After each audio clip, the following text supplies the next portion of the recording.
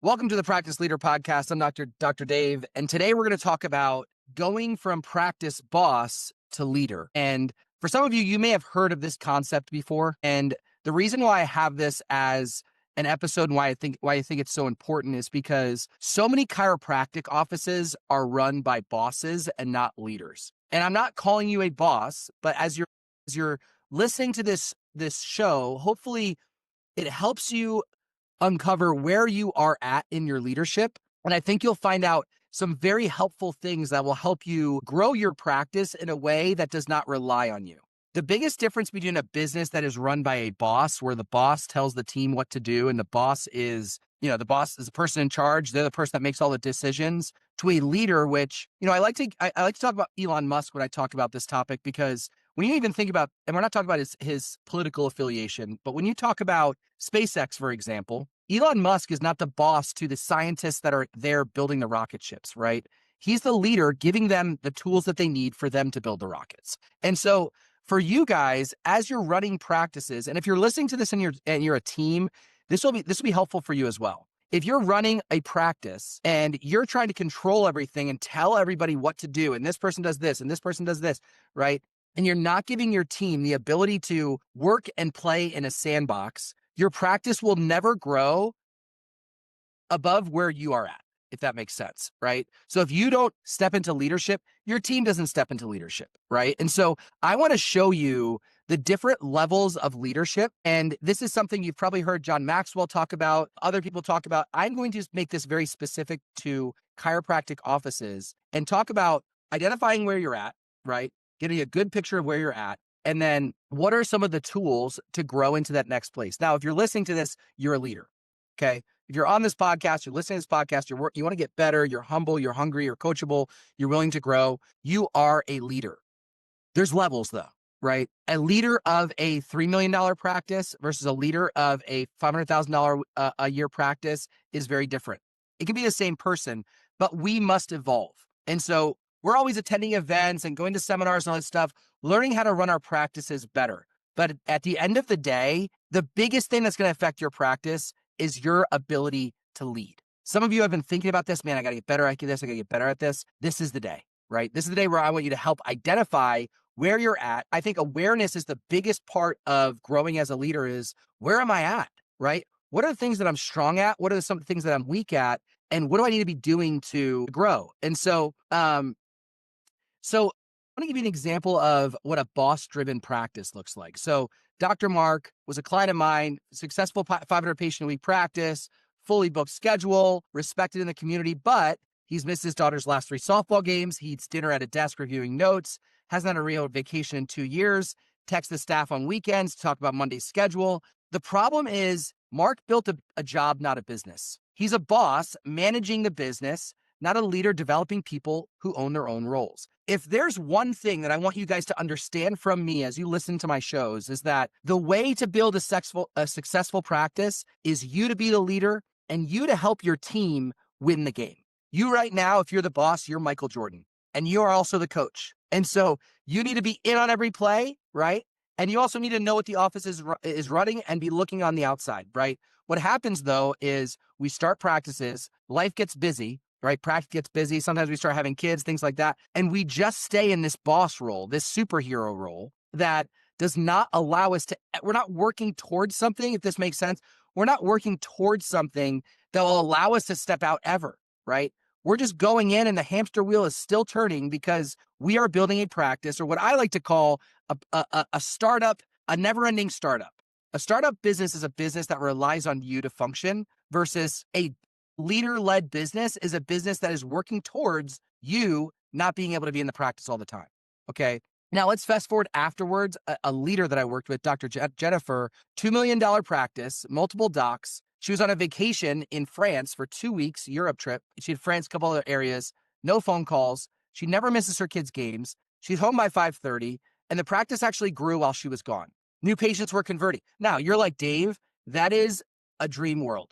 Let me tell you something right now. Outside of chiropractic, it's not a dream world. It's how businesses are actually built. In chiropractic, we have been so taught and coached and told to be the bosses in our business, to be the heroes in our business.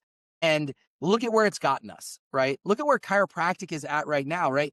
The product is still good, but when you look at most chiropractors, even most chiropractors that I looked up to, they're still sitting in that boss role 20, 30 years into practice. And if something happens to them, which I've had docs that their back's gone out, life has happened, all that stuff, and the practice completely fell apart.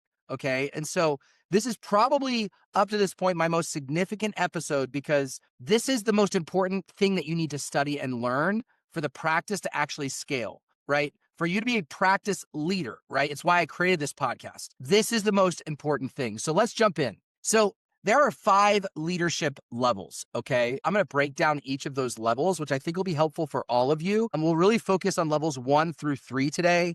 We'll talk about what level 4 and level 5 are, but that's something that for many of you, that's the next, that's the step after the one that's presently in front of us, okay? So the level 1 leader, the diagnostic. How do I know someone is a level 1 leader? If they leave for the day, the business is closed.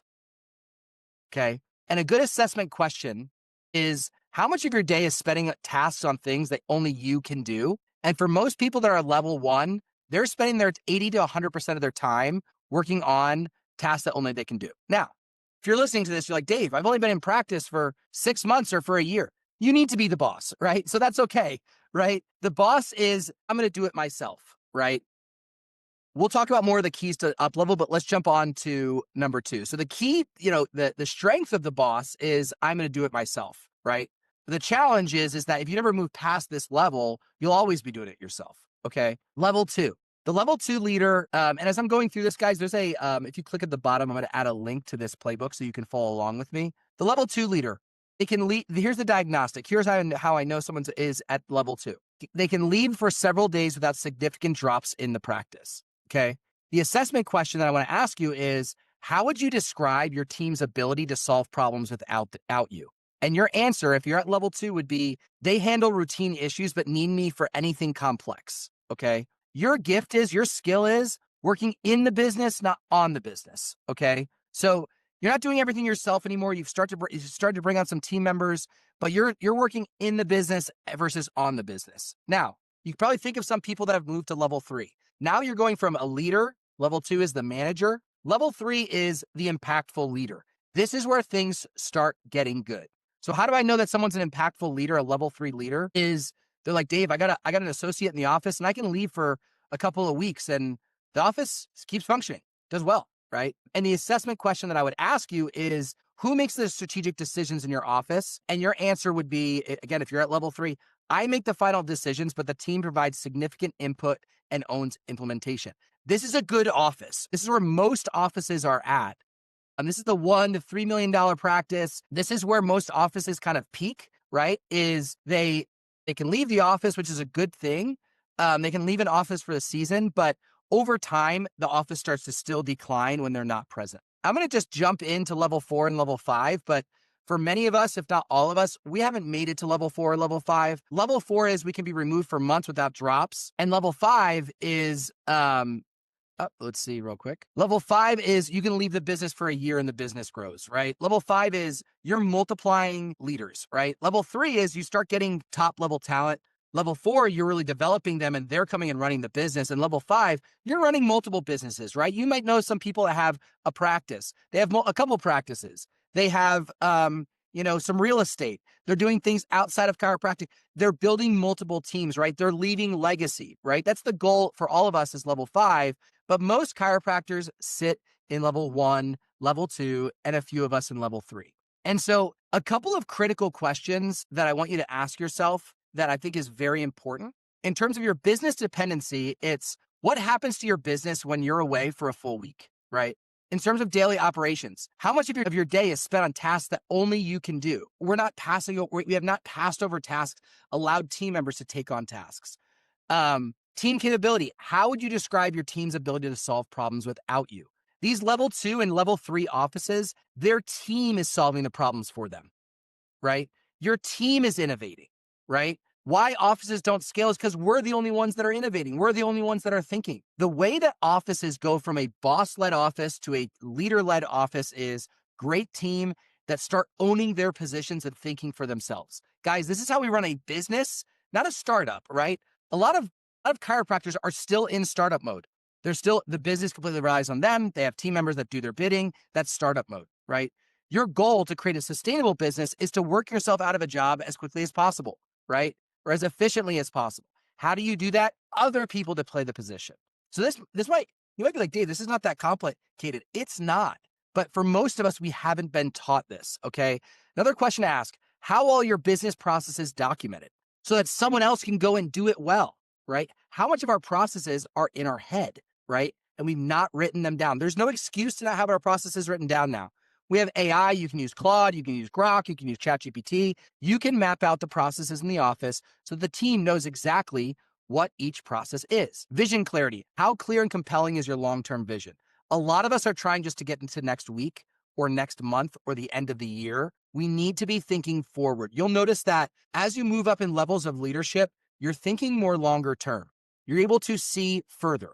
Why is that? It's because you're out of the business more, right? You're equipping people to run the business. You're out of the day-to-day. You're out of the in the business part more, and you can spend more time on the business, which allows you to think further ahead, right? What I see, especially in these earlier businesses, is that you just make problems over, you have problems over and over and over again, and we're not learning from them, right? And so we spend all of our time, right? Now, when we open the practice, we could spend a lot of time thinking about what do we want to build, what do we want to do? But then we got busy. And for a lot of us, we are in the weeds on a regular basis, right? Last thing, and this will kind of tie it all together from questions to ask yourself, is your zone of genius. How much time do you spend in the things that you're really freaking good at, right? Maybe you're really good at clinical care. Maybe you're really good at running the business. Maybe you're really good at the marketing side, right? How much time are you spending in the things that you're really freaking good at? For me, I'm really good at solving problems. I spend 90% of my time in my businesses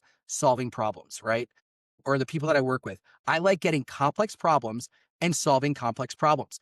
One of the things that's allowed me to scale my business has been focusing in on my unique genius. What am I really, really good at that I need to be spending more and more time doing? Well, yeah, let's jump into through the levels again, and let's go through the keys to up level in each of these areas. And then I want to talk about A-team players. And because really one of the key things for you to go from a level 1 to a level 3 or a level 4 is you've got to find great players. You got to find great team members. And I'm not saying, you might say, Dave, I have great team members. Okay, great.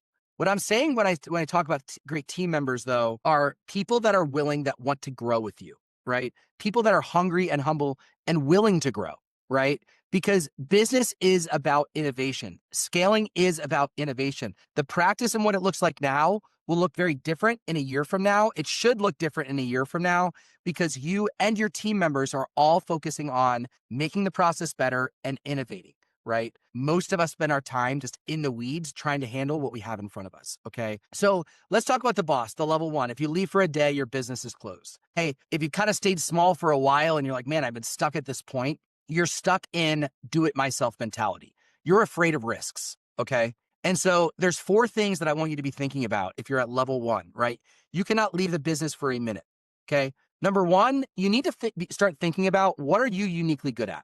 What is your unique genius, right? I like to do a dartboard and do, a zone exercise, and I have red on the outside, you have orange, and then you have green in the center. And I like to write down everything that I'm doing in a given day or a given month. And it could be a long list. In the red zone, it's the things that you're not good at and it doesn't make you money. For me, that was taxes. Orange zone, I'm good at it. It makes me money, but it drains me. For me, that was adjusting high volume. And then the green zone, what we call the ikigai, your unique genius zone is the thing that you're good at. It makes you money and you're excited about it. It wakes you up in the morning. You want to do it, right? For some of you, as you're doing that exercise, you might realize, Dave, I'm spending 5% of my time in my unique genius and the rest of it is in orange and red. Great. At least you're aware of it. Start spending more time. Look at your schedule and say, how can I spend more time in my zone of genius, right? It's why your practice grew in the first place, right? For a lot of you, it's like, hey, we got up to 150 or 200, whatever it was. That was because you were working in your zone of genius, right? You were creating, you were innovating, right? You need to get back to that place. You need to make sure you have systems for growth. So for a lot of us, if we're at this place, your processes and systems in your office are in your head. And then once you need to hire someone and you need to bring somebody else on or someone leaves, it's like you crash, right? Like one team member leaves, we crash because we don't have the systems documented, right? And so step one is we need to have our systems documented. These are the processes. Now, you might look at your system and be like, well, I don't know if my system's the right system. That's fine, right? Talk to somebody. Who, not how. There's plenty of other docs out there. Reach out to me. Say, hey, can you review my systems? I'd be happy to look at your systems and say, hey, here's some key areas you can look at to improve. Okay. Number 3, obtain your first key team player. Now, I want to jump into this for a second because we talk about key team players and we talk about team a lot. Team is your biggest, like Mary Quentz talks about this. Team is your firm foundation. Okay. So A players, when I talk about key team players, I'm talking about A players. They need to have the right attitude. They need to be positive and growth minded. Number 2, and think about your team members if you're listening to this. Ability. Are they skilled and capable of excellence in their role? Availability. Are they present, engaged? Do they show up present, engaged? Alignment. Are they in alignment with your values and your vision?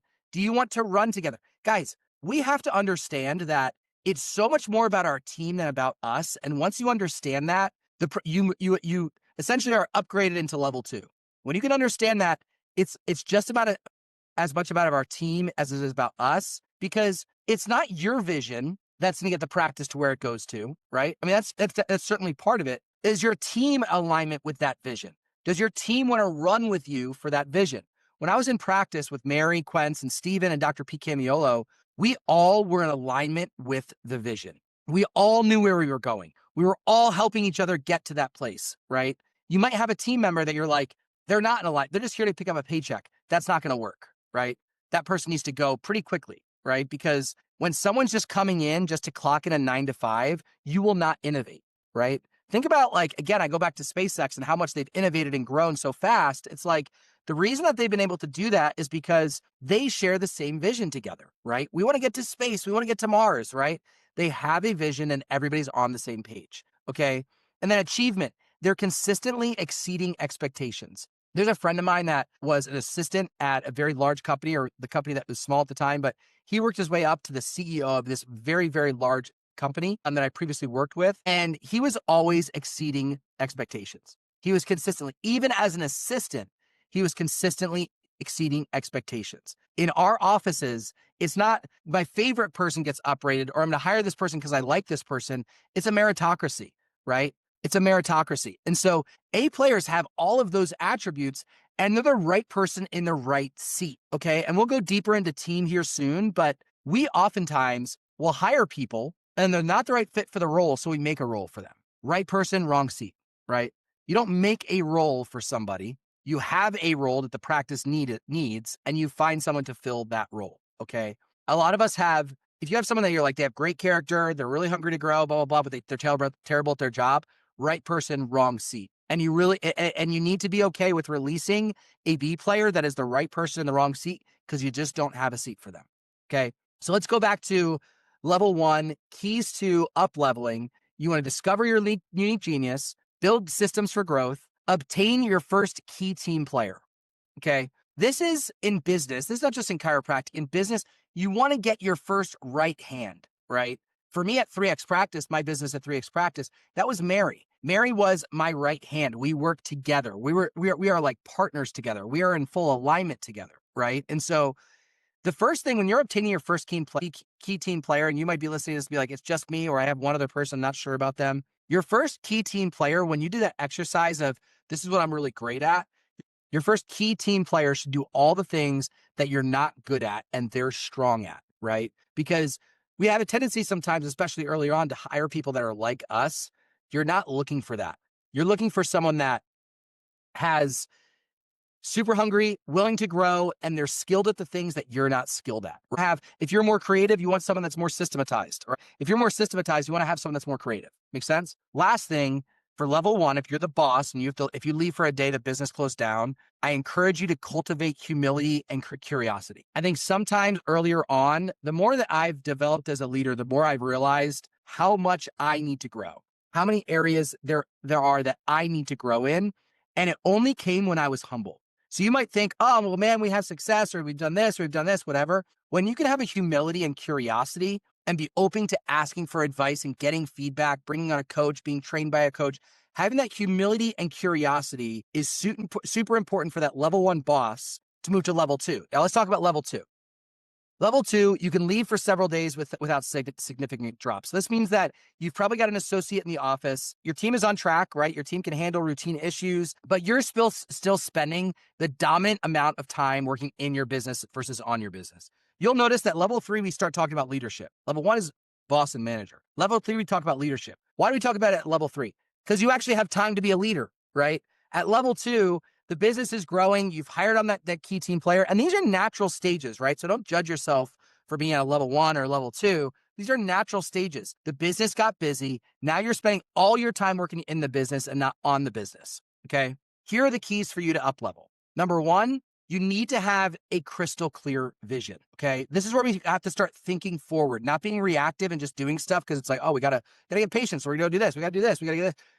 This is when we start being proactive instead of reactive. And so this is about, number 1, you need to create a clear vision. What do I want the office to look like by this time next year or this time 5 years from now? Okay. Now the vision changes, right? I do a lot of vision exercises with people because for me, vision is not this cloudy thing in the sky that we look up to and we hope to achieve. Vision is, this is where we're going.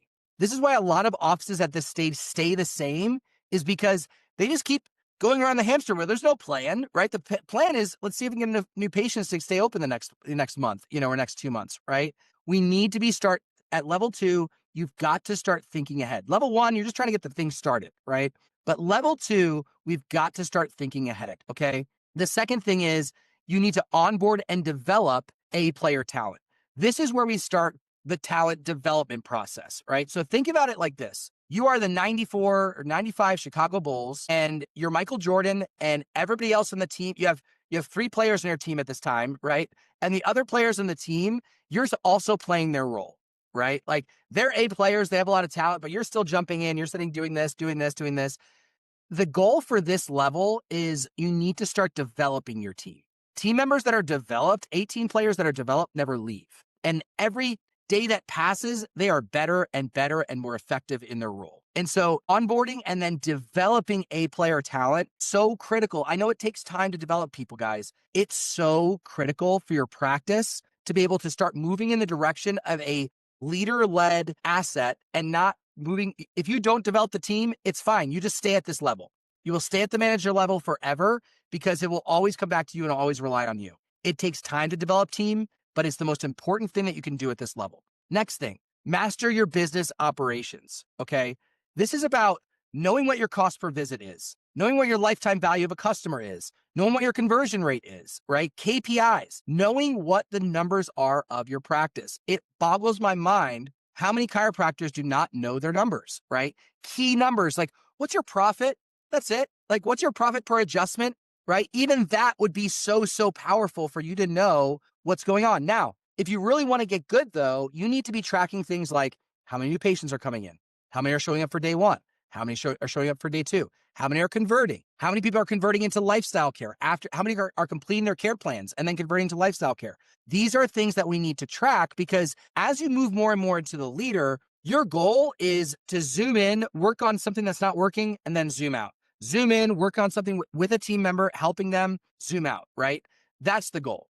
Okay. And so you've got to know your numbers at level 2. If you want to get to level 3, you've got to know your numbers and have a comprehensive dashboard, right? A KPI dashboard. KPIs, for those of you who don't know, are key performance indicators. Key performance indicators are measuring how well the office is functioning. The better that you do this, the shorter time frame you will go from failure or mistake to improvement. Okay. I had an office recently that was not tracking their KPIs. They were delayed in their KPIs for about 3 or 4 weeks. And practice was going well. 34 patients walked in the door for a day 1. And because they weren't tracking their stats every week, it took them a month to realize that their conversion rate, they had an idea, but it took them a month to realize their conversion rate. They had closed 9 out of 34 into care. 9 out of 34 into care. Before that, they were averaging 60, 70%. Now you're at the 25%. But because you weren't tracking your stats, you're just like, there's less money in the bank, right? Week 1, once we realize that this number is going down, we go and we look and we figure out Why are people not converting? Is it a team thing that we're not training on? We're not talking about on day one or day two, or something missing? Maybe a new team member, whatever it is, we need to know what our numbers are. It's so critical for me in my business. When I work with a lot of teams, knowing their numbers is so critical because it knows where they need help, right? It allows you to know where you need help. The next thing, going from level 2 to level 3, you must embrace who instead of how. This goes back to cultivating humility and curiosity. So many of us are trying to solve problems on our own. So many of your office managers are trying to solve problems on their own. I have some people that are into SoftWave, the stem cell device, and they bring them in the office. I think it's a good product for chiropractors, for some chiropractors to have in their office. And one of the offices, I mean, they brought it in and they're trying to figure out how to run it and how to use it and how to sell it and all this stuff. And I'm like, guys, there's dozens and there's hundreds of other offices that are doing this very successfully. Why not reach out to them first before spending all this time trying to figure it out, right? You can collapse time when you embrace who instead of how. I'm always on the phone with people. When I'm stuck on a problem, I'm quickly jumping on the phone with someone that's already done that well and saying, here's my problem. What do you think, right? For your team members, embrace who instead of how. If we don't do this, we stay stuck on problems for so long. And we might be stay stuck on a problem like we can't get patients in the office for years and years and years, right? And we're just like, oh, we're gonna try another agency, we're gonna try this. Why not try calling some people that are doing great with marketing in their practice and start learning what they're doing, right? Super, super important. And the last thing that I have here is surround yourself with wisdom. I have never gone to the next level without surrounding myself with people that were at that next level. And so whether it's a mastermind, whether it's a coaching group, and again, when I say coaching group, I'm not talking about jumping to a group with 300 people. I'm talking about surrounding yourself, having connection, conversation with people that are wise counsel. And this does not just need to be in practice. This can be for your spiritual life. For me, I have a group that my men's group with Dr. Jason Day that we meet twice a week. And it's wisdom, right? I'm surrounding myself with wisdom in business, right? In relationships, right? You want to be surrounding yourself with people that have done that well. If you want to have a great marriage, don't spend time with people that have been divorced 5 times, right? Find other people that are having great marriages, surround yourself with them, okay? So just a quick recap for the level 2s, because a lot of you guys are here. You're good at working in the business. You need to start working more on the business. Step 1, make sure your vision is clear. Where do you want to go? What do you want your vision? What do you want your week to look like, right? Do you want to add another doctor? Do you want to do this? Do you want to do this? Do you want to build multiple whatever it is, you need to have that clear, because that's what you're going to be doing. Every day you're working towards something, right? If you don't have a vision, you're just every day is working towards the next, right? Number 2, onboard and develop A player talent. Don't just get great players and then let them burn out and leave. Develop your A player talent. Those are the people that are going to be setting the picks in the future. They're going to be doing the rebounds, right? You're essentially starting to fill out your team. You're still running the offense. You're starting to fill out your team. And the next step is starting to pull you out of the team and you becoming the guide. Know your operations and have your business operations mastered, and know your numbers, have a KPI dashboard, and make sure that you're saying who instead of how, okay? Let's jump into number 3. Some of you guys are here at level 3, and we're not going to go into 4 and 5 today because those are your $10 million to $50 million companies that you've already mastered this level of growing a business, and now you're able to grow multiple businesses. Okay, so let's talk about the impactful leader, though. Impactful leader, again, you're seeing 400 or 500 a week, or your profit per visit is very high. You can leave for weeks without performance dropping. You're still making the strategic decisions in the office. The key things to up level at level 3, right? For you guys that are just crushing it, you're doing well. Number 1, hire and develop A players to own the core processes. So in level 2, you're just developing them, developing their leadership, helping them grow, helping them figure out what they're good at. Level 3 is taking that to the next level. You're developing A players to own their core processes, right? And so what this looks like in the business, because usually at this level, again, things are going well. Usually roles are a little bit funky. We want to make sure that we have someone that's owning the front office, owning the back office, and owning patient care.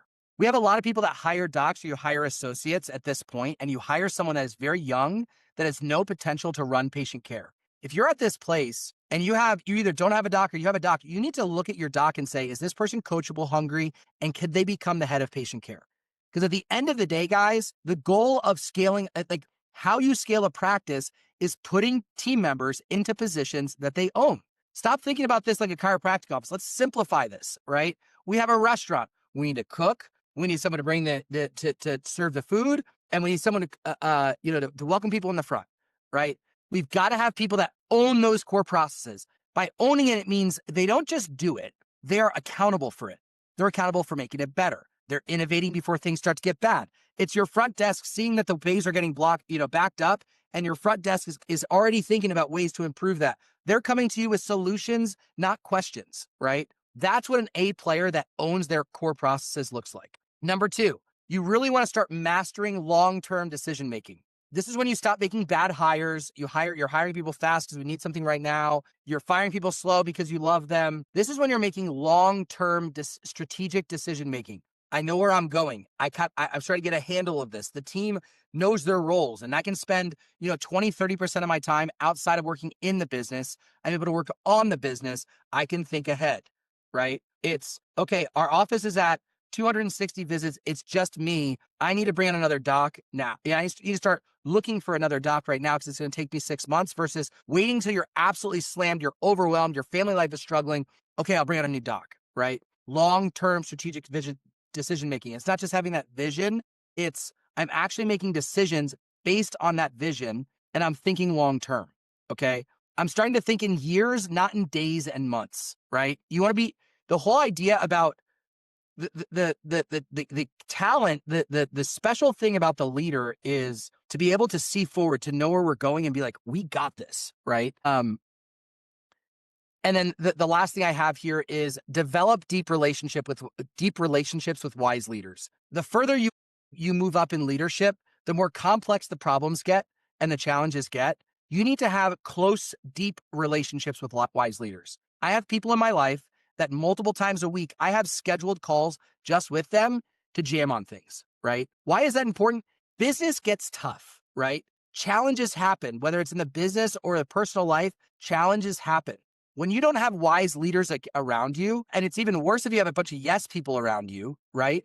You don't have any support during those tough times. And I've seen many a leader fall down because marriage life was struggling, business was struggling, relationship with kids was struggling, their personal relationship with God was struggling, whatever it is. And they crashed and burned because they didn't have deep relationships with wise leaders to help raise them up. I would not be able to be where I'm at if I didn't have people around me that regularly call me to raise me up, right? I've had a couple calls even during this recording of people that are reaching out, and they're just wise leaders that are calling and they raise me up. Okay. Guys, in leadership, it's not easy. But the reason why so many offices are stuck where they're at is because they have not chosen this path. The boss path will only get our profession, only get you so far. We must start looking into our leadership and know that our office, our business, our team will never surpass the level of leadership that we are at. It's so important. It's more important than anything else that I could talk about because there's so many things that can be solved just by having good leadership. There's so many challenges that we face that we're trying to figure out that our team can solve, that someone else has the answer to. If we have good leadership, if we're humble, we're hungry, we're willing to grow, and we're willing to get better every day in our leadership. The team looks up to that, right? I've seen this happen before. You hire a player that is above the level of leader that you are at, and they leave, right? You will only attract the talent that is at the leadership level that you're at. You find someone that's a great A player and they come into your office and they just kind of go through the everyday stuff and there's nothing that really changes. Versus you bring on an 18 player and you develop them, you help them become the best that they could possibly be, the best that God's called them to possibly be. They love it being at the office. They know that you believe it. You care about them more than just for the money that they can make you, but for who they are, and really invest into them. They will fight for you. The money and the practice will be their money, right? In the sense of they will be very, very careful on how they spend money, what they put time on, right? They are on mission with you. That only happens when you develop yourself as a leader, okay? I'm going to go through 5 quick mindset shifts and we're going to close this out, okay? Number 1, from boss to leader. The best executives picks good people and has self-restraint, not to meddle while they do it. That's a Theodore Roosevelt quote. I love seeing the look on doctors' faces and CEOs' faces when they release to the team, not abdicate to the team, release to the team and support them and see how well their team does. A great leader, you pick good people and we keep our mouths shut sometimes, right? Sometimes the boss wants to say everything. You want to talk every team meeting. You're talking all the time. The leader, they're listening, they're guiding, they're coaching, right? The leader is making sure that the team has what they need to be successful, not telling the team what to do. Okay. Another mindset shift from how to who. Think who, not how. Stop asking, how do I do this? Start asking, who can help me with this? Who on my team can help me with this? Who do I know that can help me with this? Who has already solved this? And that's how we collapse time, guys. Have you seen these offices that go 0 to 1,000 patients a week or 0 to 400? You're like, man, it's like a lot of those people were just willing to ask questions. They're willing to think who, not how. In terms of your mindset, you want to start thinking long term. You want to go from short term to long term. Bill Gates says this: most people overestimate what they can do in 1 year and underestimate what they can do in 10 years. It's incredible what happens when we're working towards something, and every day we're getting a little bit closer to it versus we're just working to stay alive. We're just working to keep the office open, right? You can do that and be working towards your long-term future. Number 4, control to trust. Simon Sinek talks about this. Leadership is not about being in charge. It's about taking care of those in your charge. Guys, a leader does not have tight control. A leader releases control, does not abdicate, right? Abdicate is in, oh, you just take this over, you figure this out. It's all about us taking care of the people that are doing the work, right? In the future, as you scale, you are not going to be doing the physical work in the office every single day. Your goal is to make sure that those people have the tools, have the coaching, have the systems to be able to do their work, do what they're called to do well. And then a core belief, this is Michael Gerber talks about this: systems run the business and people run the systems. Success isn't being needed. It's about building something that doesn't need you, right? And so it's got to get out of our head onto paper, and then our team needs to be trained on it, and then they need to get to own it, right? And so for a lot of us, our process, how we grow the practice, is all in our head, right? How we do things is all in our head. Things got busy and we stopped doing those things because they're still in our head, right? We need to have systems that run the business, and then hire great people that can run the systems. Okay, guys? So I know we went through a lot today. We'll be covering this more and more as we move forward, talking about going from a boss to a leader. This is a fundamentally different way to run the practice. This is not what most people are being taught, is to be the leader and not the boss. And so I encourage you, there's going to be a playbook at the bottom of this. I'm also going to include an assessment. Take that assessment, figure out where you're at, and then look at the 1 or 2 things that you need to do to move to the next level and start working on this. This is the Practice Leader podcast with Dr. Dave Tuhill. Thanks for listening in today, and we'll talk soon.